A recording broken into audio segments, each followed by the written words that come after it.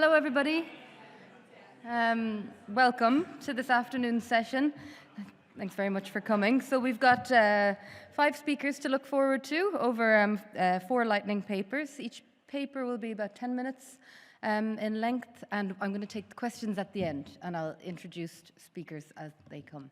My name is Katrina Cannon. I'm Head of Heritage Collections at the University of Galway, so really looking forward to the next few talks. First up, I'd like to welcome Joe Nankerville. He's Assistant Librarian at the Library of Trinity College Dublin with his paper titled Mapping Metadata, the first draft of an online catalogue for the Fagel Map collection. Welcome, Joe.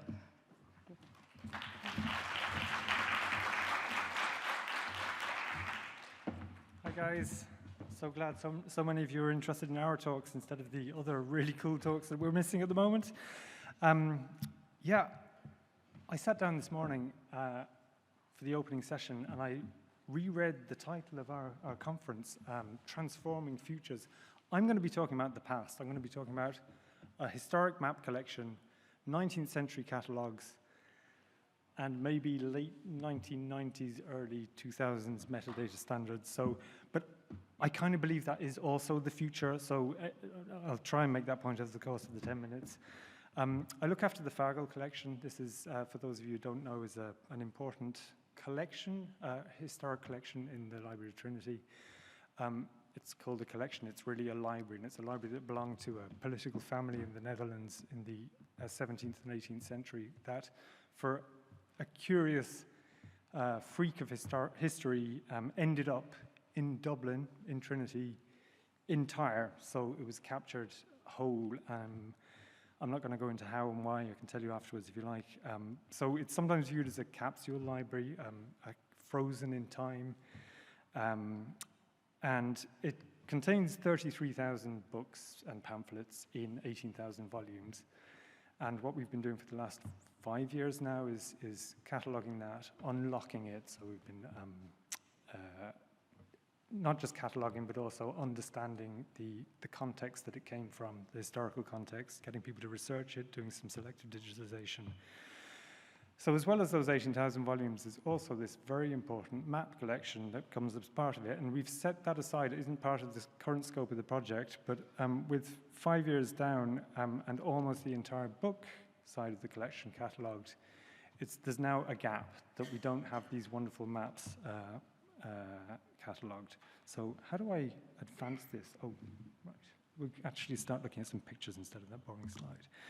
So the maps part of this collection arrived in 25 portfolios, along with the rest of the collection in 1802. Very Dutch-style portfolios like this. And those portfolios contained about 2,300, maybe more sheets of maps, maybe 1,600 titles. And this is a really special group of maps. It's like the known world from the perspective of the Netherlands in the 18th century.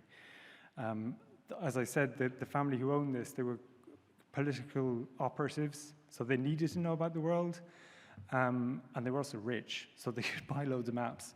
And this collection spans everything. So from the world itself, there's a heap of them. The world, the wider universe, like the celestial maps in there, there's a map of the moon. Then narrowing down somewhere closer to home, and even closer to home, there's a few maps of Ireland in there. And depending on where you live, where you come from in the world, you can probably find the field that you grew up in, if you grew up in the Netherlands in 1735. There's some real rarities in there as well. There's this interesting map of North America from 1715, so-called beaver map, because it shows you has a little aside, as well as showing you the territory of North America, shows you what the industry of the beavers to encourage you to, get busy and with your Protestant work ethic and exploit the untapped North or something.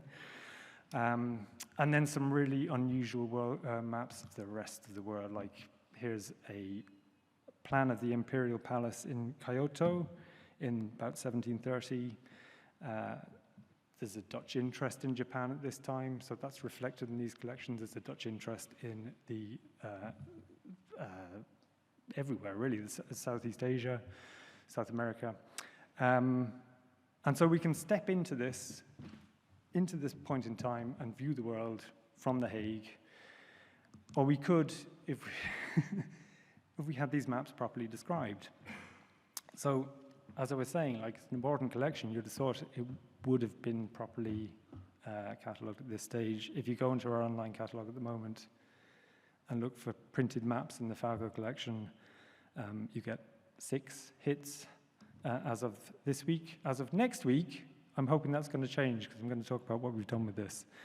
The reason we've left this out of scope is because map cataloging is extremely specialized work.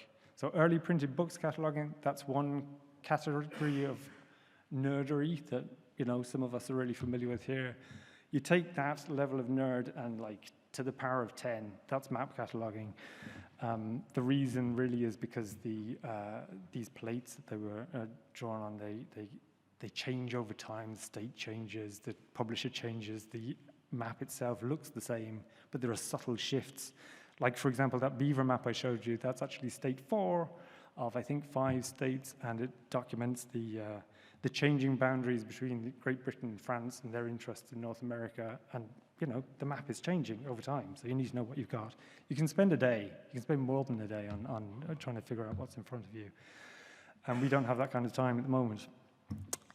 But that said, I don't want to reach the end of this project in a year's time and still only have 6 maps documented. We need to scope it out so that we can do a proper, invest the resources in a proper retrospective cataloging program. And to do that, we go back to the 19th century now. So we do have lists of these maps. Our colleagues in the 19th century, well, first of all, there was an auction catalogue which lists the portfolios. In the middle there, you see a manuscript catalogue where somebody went through and numbered the maps and transcribed what was on, they could see. Beautiful handwriting. And then that was duly printed in 1900 by the Trinity librarian at the time, very hairy man called Thomas Kingsmill Abbott. So Abbott also renumbered the maps. So we've got 2 numbering systems, thanks Abbott. And we have to always reconcile those. But they produce these really neat titles, right? This is just what the person could see on the map. And there's quite a lot of information there. It's just in one field, though. It's one text field. So if you look, here's this example there. It's a map of Greenland. There's the map, beautiful sea chart of actually not just Greenland, Iceland, how to sail from Greenland to Ireland. If you take what's the information that's on that map, that little title there, together with Abbott's description, then you can extract quite a lot of data points out of that. This is quite typical of a presentation that I would give. There would always be a snapshot of an Excel spreadsheet. You have to imagine this one going off into the distance, like another 75 columns. I'm dropping the text that I can see in Abbott's description into these fields and just subdividing it. A little bit of work, proofreading, and just assigning values to arrive at, ultimately, a little stub mark record. A record that admits that it's minimal, but isn't rubbish. This is my goal, right? So we've got a title, we've got the people who are involved in making the map, we've got a geographical, in fact, I'm going to break it down for you here. A machine-readable record, formally kind of correct, done by a human, me,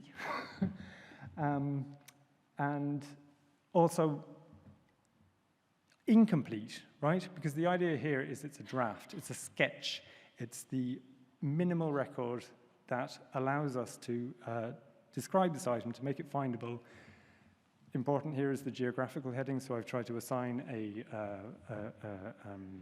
a normalized Library of Congress heading to each map. Well, I have tried, because sometimes it's not clear what modern term we would give to this geographical area. If you imagine Central Europe in the 18th century, things are mobile, as they are today. Like, there's maps of Crimea. What do I assign them to? Anyway, And then critically at the bottom, a 773 field for the host item, so the portfolio that they came from, so we capture the actual structure of the collection as it was in the 18th century. That's the bit of information I'm most interested in. So the goal here is we have a list of everything searchable. We can use it for inventory. We can use it for digitization priorities. We can keep track of things as we move them through our systems. Conservation, which is also a job that needs to be done in these maps.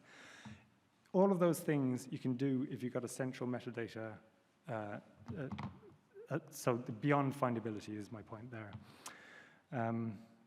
So there's my sketch. I've tested this approach with 350 maps. That's a fifth of the collection. It seems to be working fine. I'm going to tip away at that for the next few weeks, one day at a time. And instead of spending an entire year doing nothing with maps, I'll have a draft map catalog up. Well, I won't say watch this space. I'm watching this space anyway.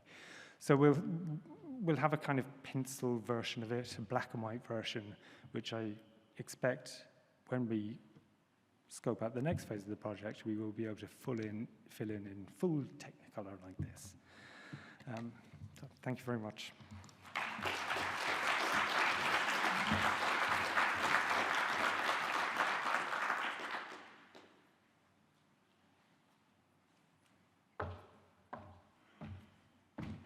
Thanks very much, Joe, and apologies for mispronouncing Fagel at the beginning.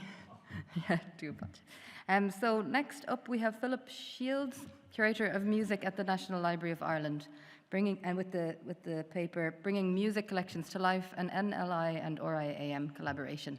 Thank you. And I forgot to draw attention to my colleague Siobhan over here, who's the timekeeper. Thank you.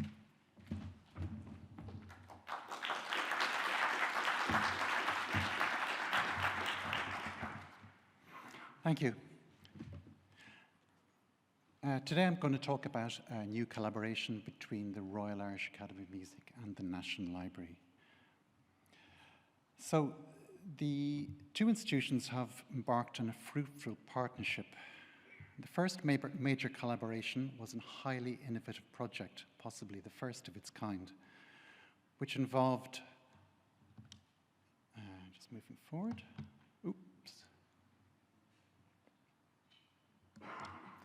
Okay. It involved 5 musicians living with intellectual disabilities, 5 BMOS composition students from the Academy who co-created a musical work. This project was led by composer Karen Parr.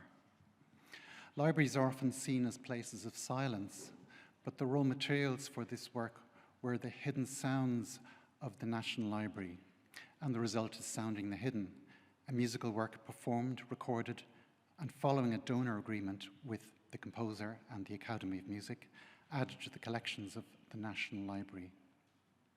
This was followed shortly after by When Forests Sing, a similar project, this time a wordless opera. And these are the first born digital musical acquisitions for the National Library. The two institutions continued this partnership with the creation of a Curator of Music role, and I was appointed to this position in August 2025. A key aim of this role is to engage Royal Irish Academy of Music staff and students with historic materials through research and performance projects based on the National Library's music collections.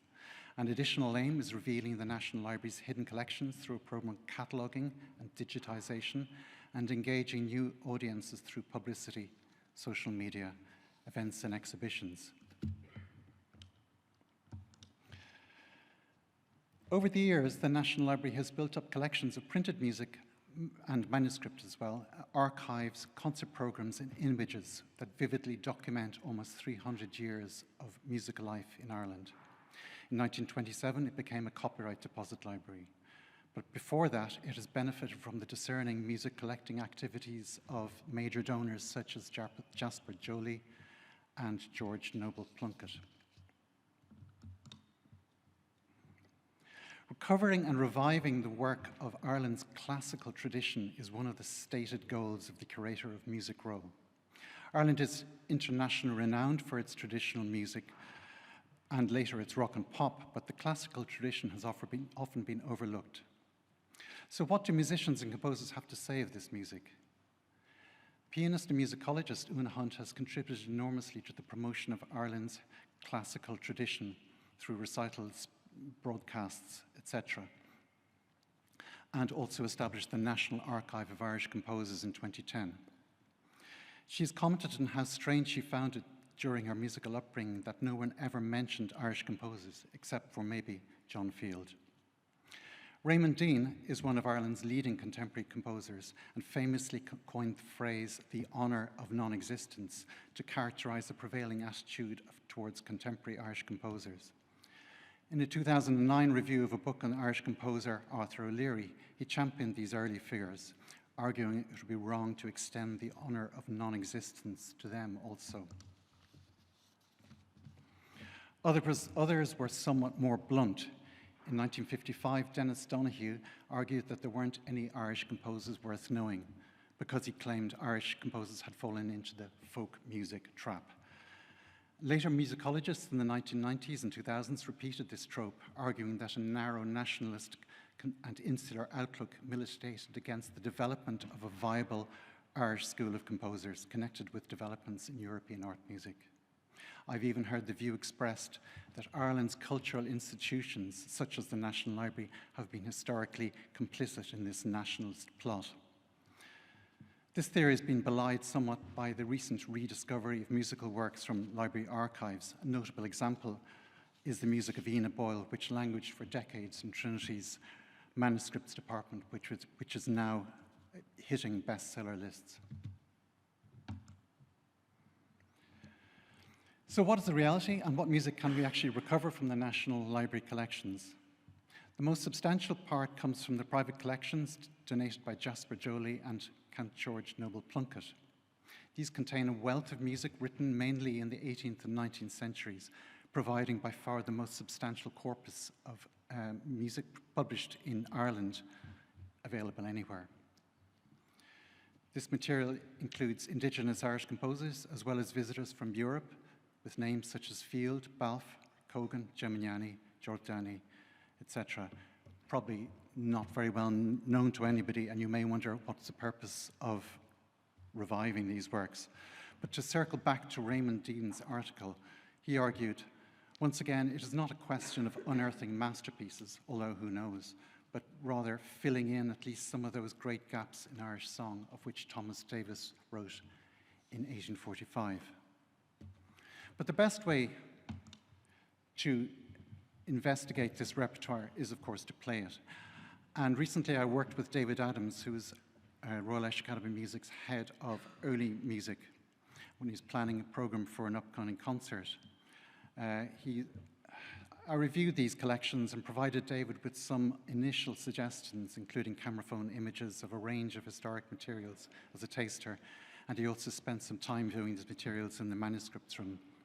The outcome was a program drawn from the early collections, some of it not performed since the 18th century, and this was performed by Academy students on original instruments in Surrey's historic Hatchlands House in April earlier this year. And 2027 will see a series of Royal Irish Academy of Music concerts drawn from the National Library collections and marking the library's 150th anniversary. In parallel, I've been supervising RIAM students and research projects based on the collections. One of these is on the unpublished manuscripts of Charles Villiers Stansford, who is one of Ireland's leading composers of the time, and another on the Derry composer Dorothy Park, whose hidden collections of manuscripts have lain in the National Library for some years now. This research considers the role of archival study and recovery in challenging the exclusion of marginalized composers and repertoire. Research projects in the Royal Irish Academy of Music are strongly influenced by recent developments in artistic research internationally. Research questions should have outcomes relevant to the student's own practice and to the wider artistic field. Instead of the traditional dissertation, students can present a research exposition on Research Catalogue, a service provided by the International Society of Artistic Research, which can include performances, recordings, and new music editions.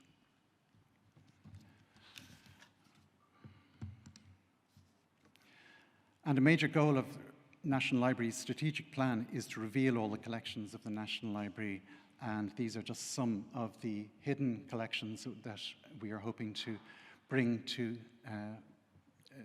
availability to the public over the next while. The National Library also runs a very busy schedule of exhibitions, events, and courses. And a major development underway in the library is the West Wing project, which will transform a former book repository into an exhibition, events, and flexible learning space. This will substantially enhance the library's capacity to deliver in this area and will open at the end of 2028. The library is at the planning stage also for the Transition Year Reveal project, which is aimed at engaging transition year students in its collections with a focus on music. There are, of course, notable gaps in the music collections.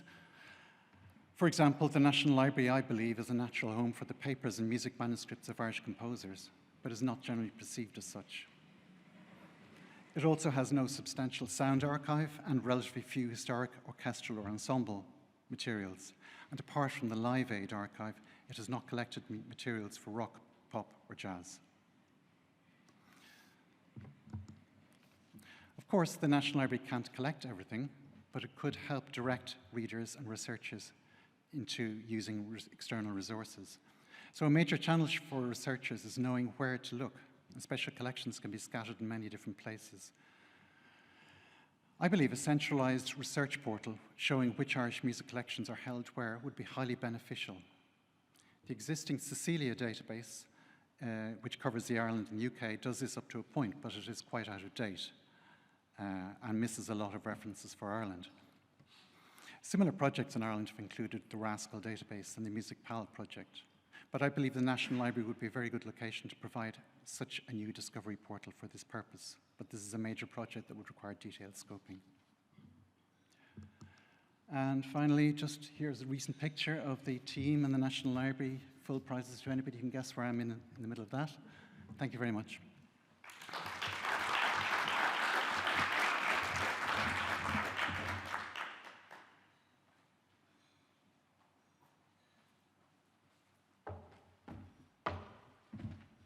Thanks so much, Philip. Fascinating. I'd like to introduce now Dr. Brendan Power, who's Digital Preservation Librarian, and Charles Montague, Deputy Head of Content Management and Open Scholarship at the Library Trinity College Dublin, and with the paper titled Preservation Before Procurement, Learning What We Actually Needed from a Digital Preservation System. Thank you.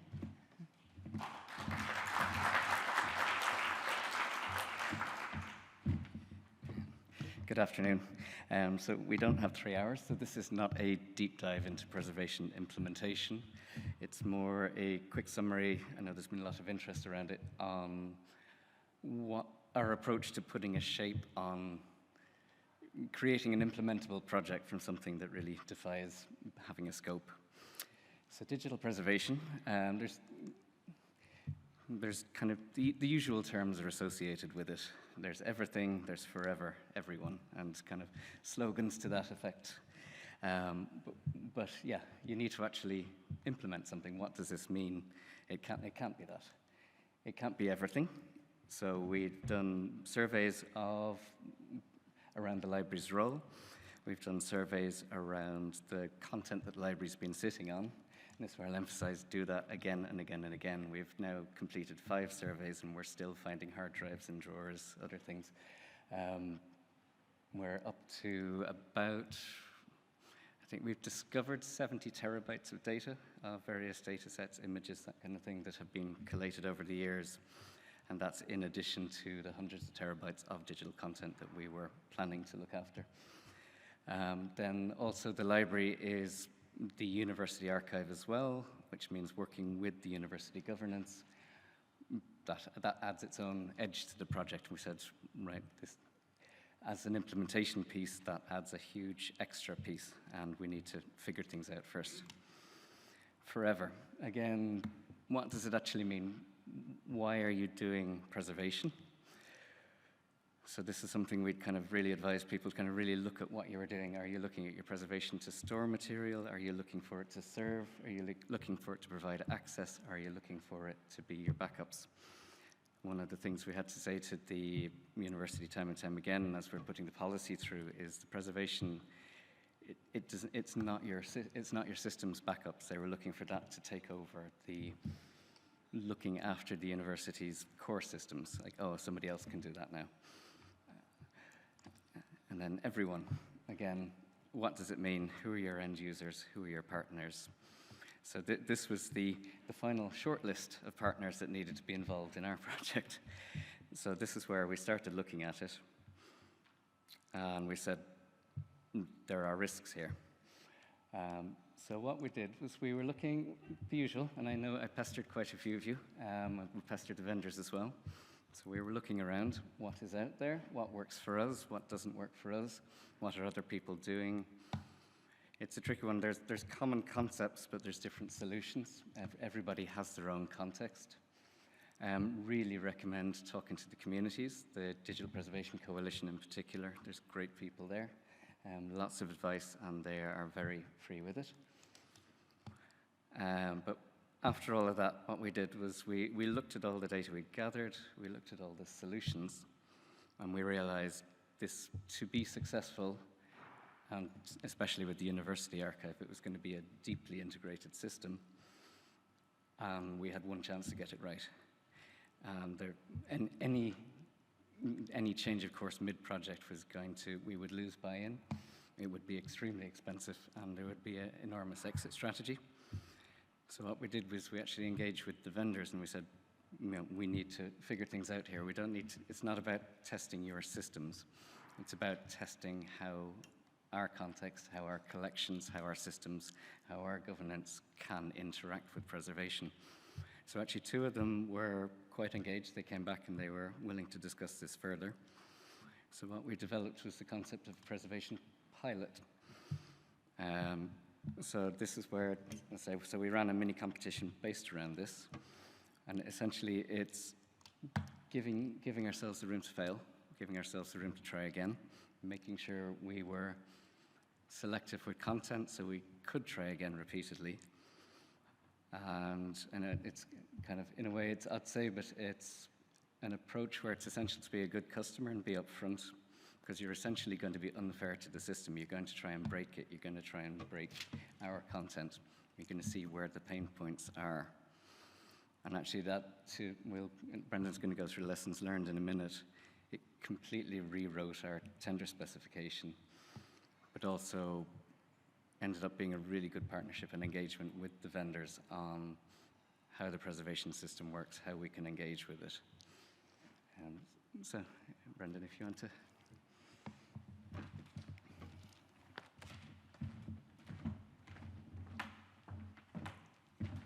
Thanks, Jared. Hello, everyone.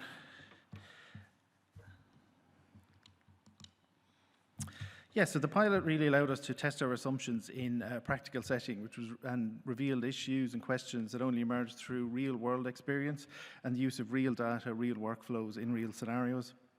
So it provided insight into content handling, storage, access, security, and the operational requirements across a wide range of material types.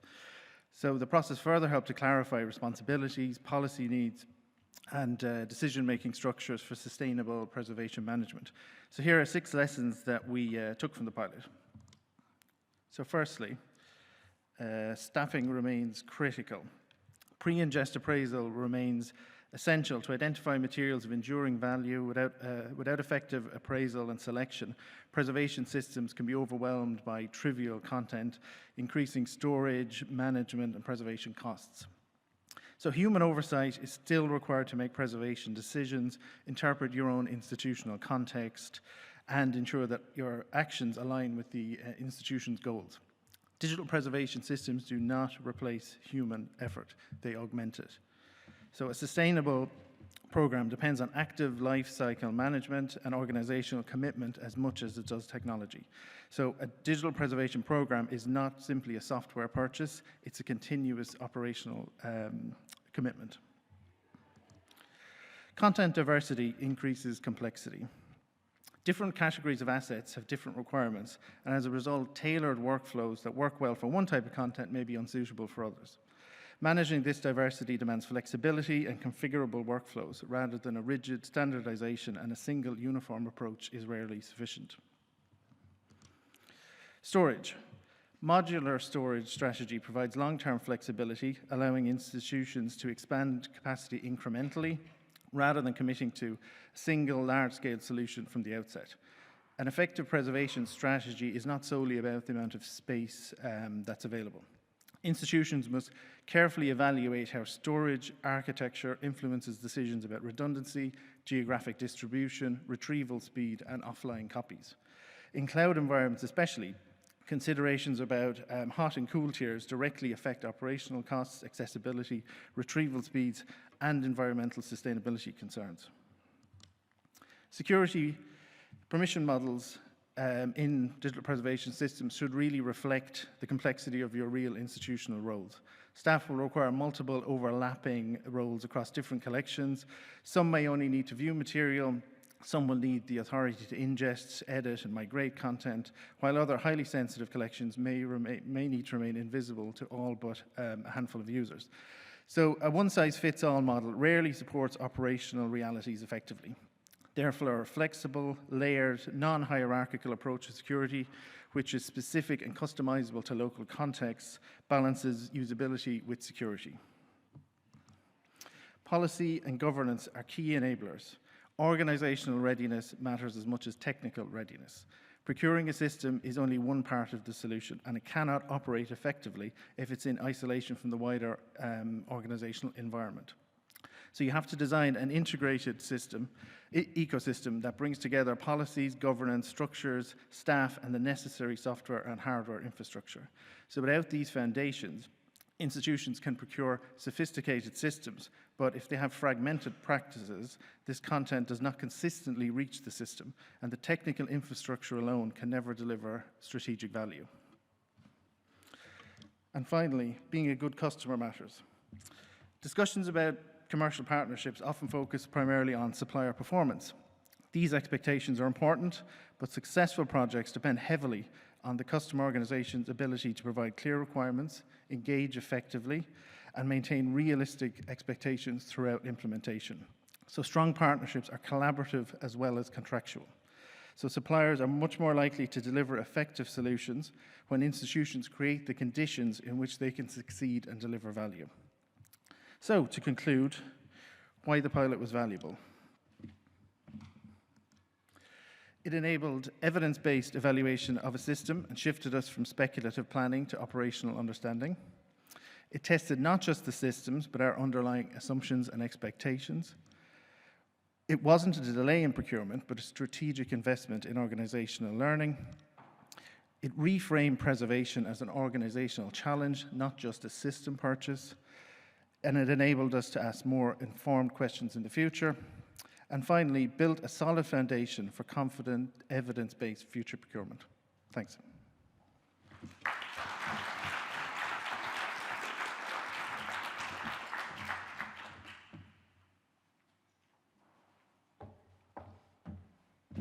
Thanks very much, Brendan and Charles. So last up we have Ms. Sarah Timmons, a Special Collections and Archives Senior Library Assistant at Maynooth University, with the paper titled Library Ethics and Expertise, Visual Thinking Strategies as a Tool for Interpretation in Special Collections and Archives Engagement. Thank you.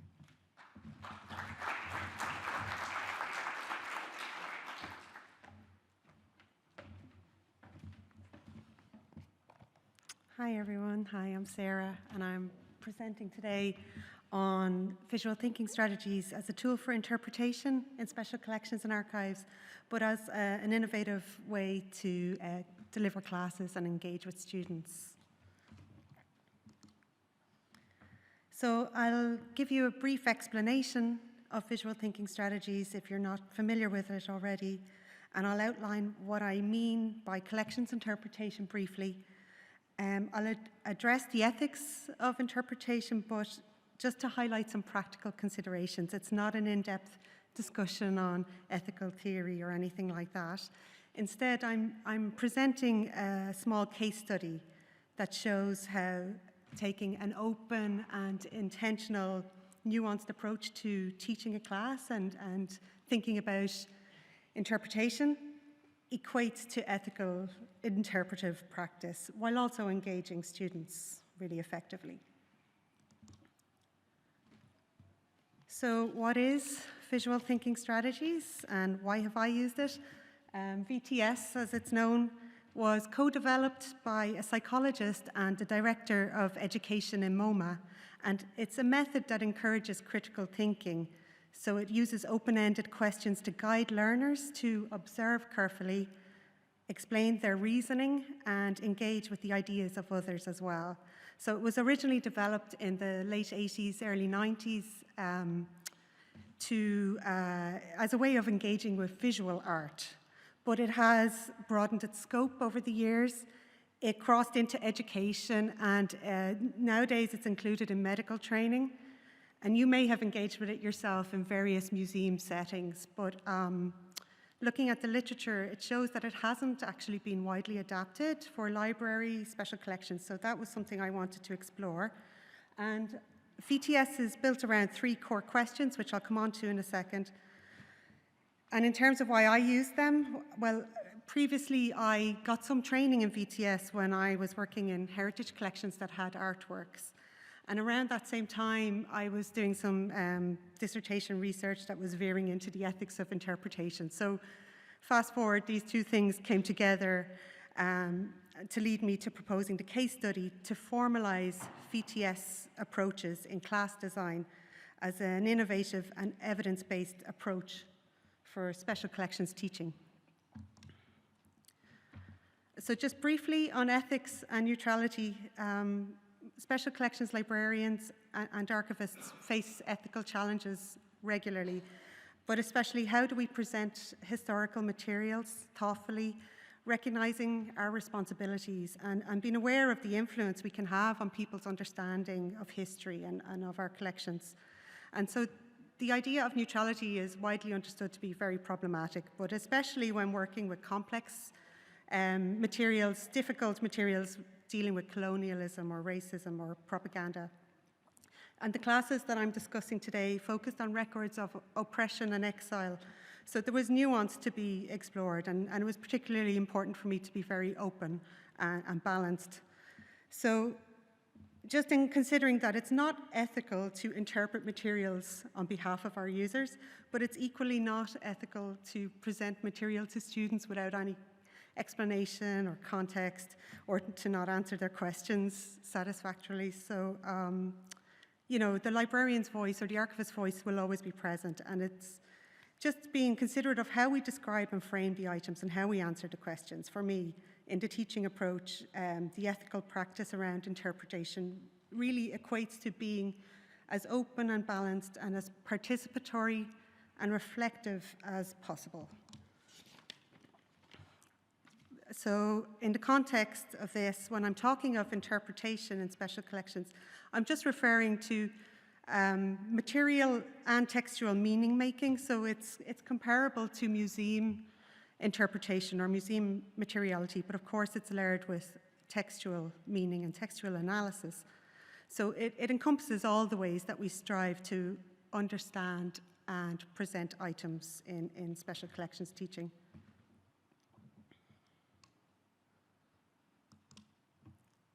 Okay, so I mentioned it's a case study, and this began with a conversation with a regular researcher in the Russell Library where I'm working, and she's a postdoctoral researcher working on a collection called the Salamanca Archives over a 2-year period. And one day she asked me my opinion on a document, and it led me to pointing out some physical features and a watermark. And it helped her to draw some conclusions or to place the document in a wider context. And it got us talking, and she expressed how she wished she'd known more about material culture, materiality of archives and that kind of thing when she had been starting out. And we agreed that wouldn't it be great to introduce these things to her students. So we decided to plan some classes for her undergraduates and her postgraduates as well.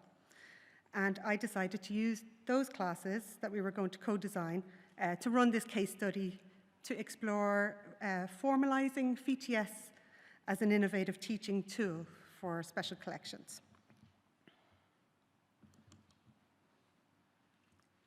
So overall, we wanted to facilitate self-led interpretation and generate discussion and create a very positive and empowered experience of using special collections. And from my perspective, the goal was to move beyond a passive show and tell model to more active engagement. And the lecturer also wanted to be very active, and she actually incorporated a treasure hunt activity in the library and got students moving around the space and engaging with different elements of the reading room and the artworks. And then I led the VTS-inspired portion of the class. And I say VTS-inspired because I did adapt the model, moving incrementally from the core framework and towards more academically oriented questioning. So I mentioned there are 3 core questions, and they are: what is going on in this picture? What makes you say that? And what more can you find? So we agreed that I would build on these core prompts, and I did develop some questions in advance, but we kept it flexible to develop prompts on the fly in the session as needed. And if the lecturer wanted to progress students towards something more specific, for example, to do with translation of text, she would build prompts in that kind of direction as well.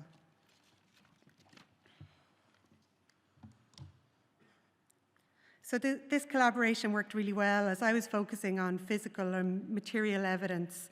And once students were in full observational or analytical flow, the lecturer was contributing more primary source analysis prompts and specific prompts. But underlying all of them was the general exploration of who produced these, what, where, why, how, and how can we know these things. And an example of an adapted prompt: what's going on here with the folds and the faded text? It led students to understanding, this was once a folded letter, and it was later flattened by a conservator to make it suitable for archival storage. So they started to gain understanding of where librarians and archivists and conservators came in to the picture also. So overall, I think this was the highest level of discussion I've seen in a special collections class, particularly among the students themselves. And I gathered feedback from both cohorts.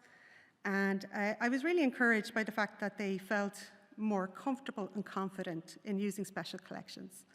And 100% of respondents felt that the prompts helped them observe and interact with materials.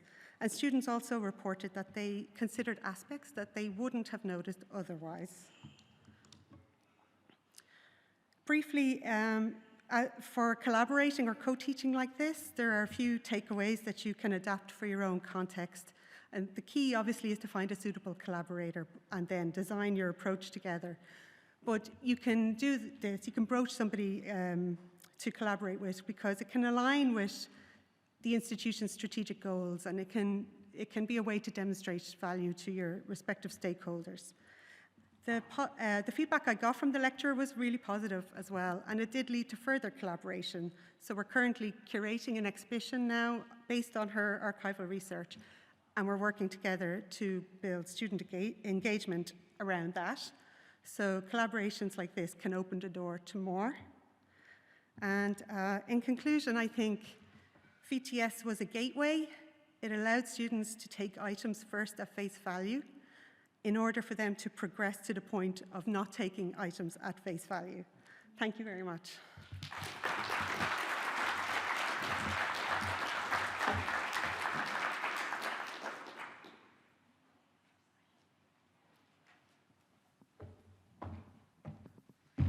Thanks so much, Sarah, and to everybody for the fascinating papers today. I feel very spoilt because I think all of the papers touch a bit on or align a bit with work that we're undertaking in Galway at the moment. So I have lots of questions, but I thought I might put it to the room.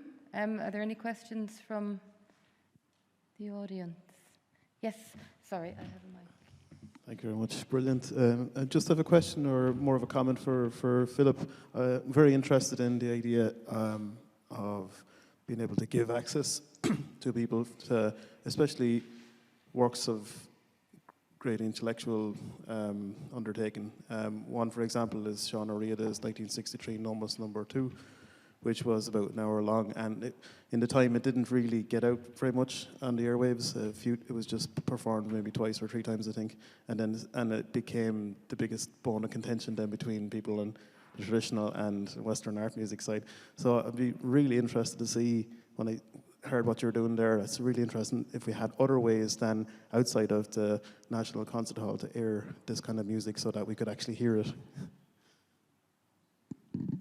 So you're thinking of ways outside the traditional kind of concert venue?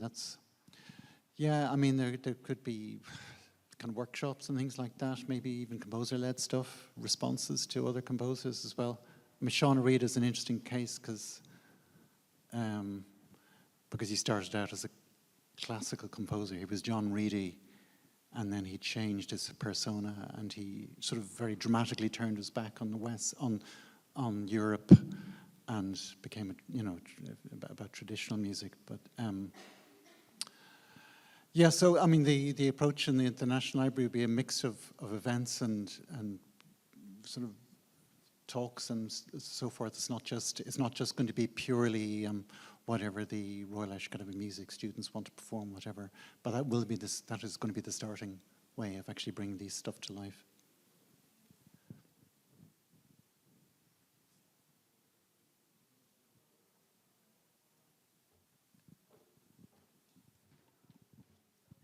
A question for Charles and for Brendan. Thanks very much for your description of your approach to digital preservation in Trinity. So my question is, in the pilot so far, have you had any learnings on ways that maybe staffing and kind of the organisational structure side would be changed? Any kind of early findings or learnings on that you can share?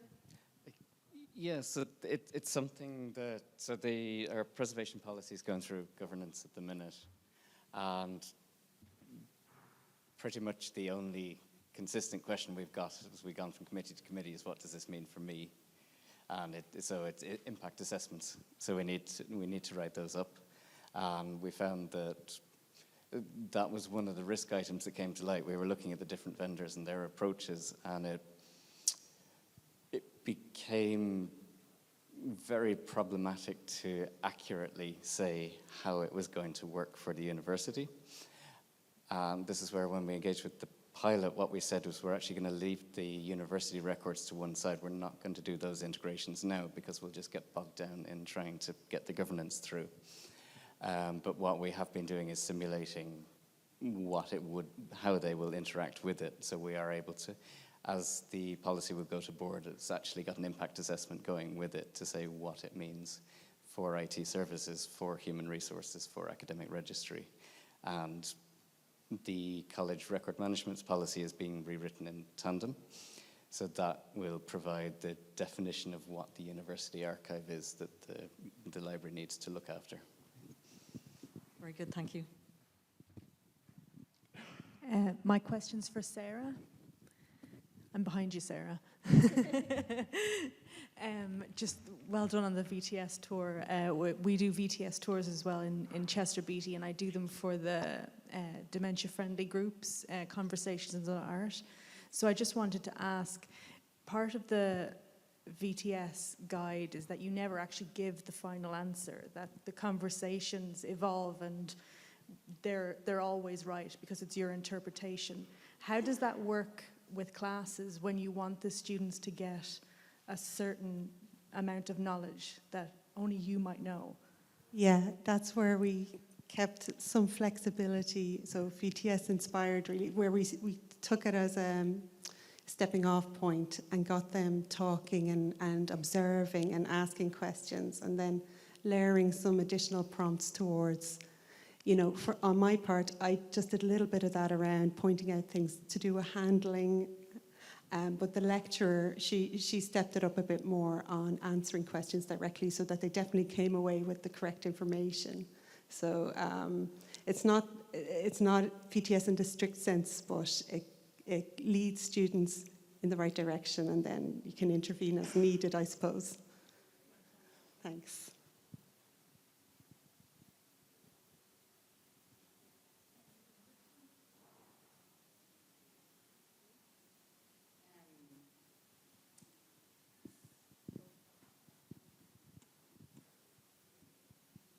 I just had a question. Oh, sorry. I just had a question for Joe. Given the date of the maps that you showed, and some of them looked fairly modern almost in date, I was going to say, how accurate was the cartography around that time, and like how, I guess, how up to date would that be, or how would it compare with modern maps? It depends on the map maker a lot, and I mean what we see in the collection is an evolution as well. So mid to late 17th century up to the 1792-ish, I think is the most recent map. So you can see land masses get more familiar over that time. A more recent map would look better, but then some of them are still a bit funny looking to the modern eye as well. This is me as an untrained, not a map person. I don't know if I made that clear enough there. But yeah, by the 17th century, the basic characteristics of Europe, for example, had laid down. But you find, for example, in the other side of the United States, there's something vague going on. And sometimes California is an island on some of those maps, and sometimes it's joined up at the top. And you find Australia, there's a bit of coast, and then it just stops. So they're saying, we know there's something here, but we're not going to actually commit to anything because we haven't done it yet. And that's why they're so cool, and we need to actually catalogue and get them out there. Yeah. Thank you very much.